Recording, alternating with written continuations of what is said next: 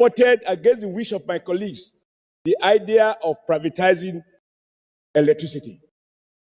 My main argument then was that the beauty of capitalism and of private ownership is that in seeking to make profit, they will render a service.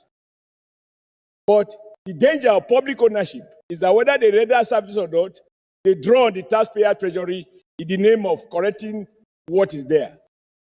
I could never have imagined, as it is today, that a private person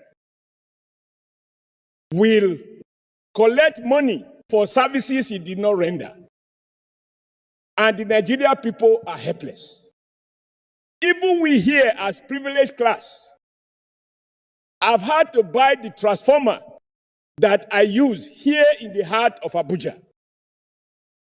And to install it, I have to persuade, negotiate, and even effect payment to Abuja distribution, whatever, to connect the transformer I have procured personally with my resources.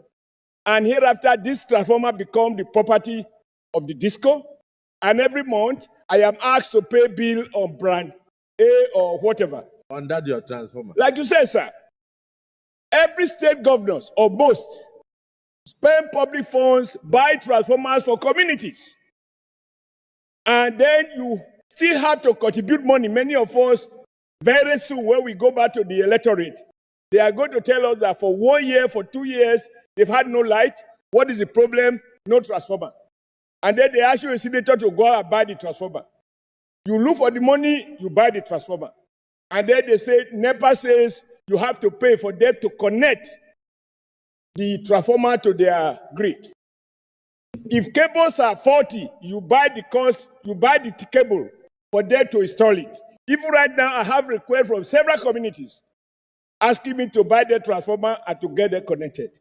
And yet, sir, the key element in distribution is transformer and cables, among others. So if these ones are now being procured by state government using public funds and individuals using their personal resources, what is the cost that these discos are incurring?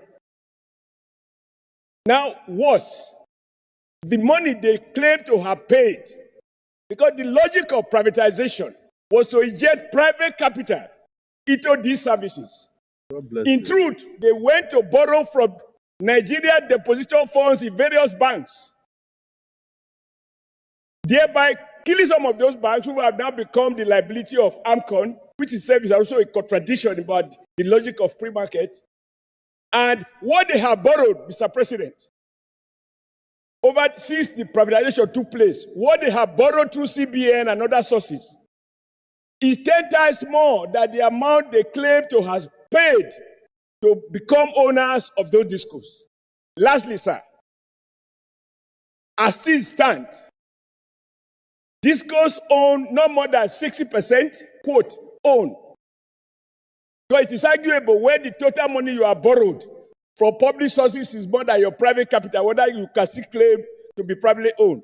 40%, as we speak, still belong to the federal government. But sir, there are no governing councils. There is no governing board for these discos. So federal government owns 60% of a business and it has no say in the board of those companies. So there is no corporate governance. The one of Edo is owned by a pharmacist. The wife is a banker. The pharmacy becomes the chairman. The banker becomes the MD.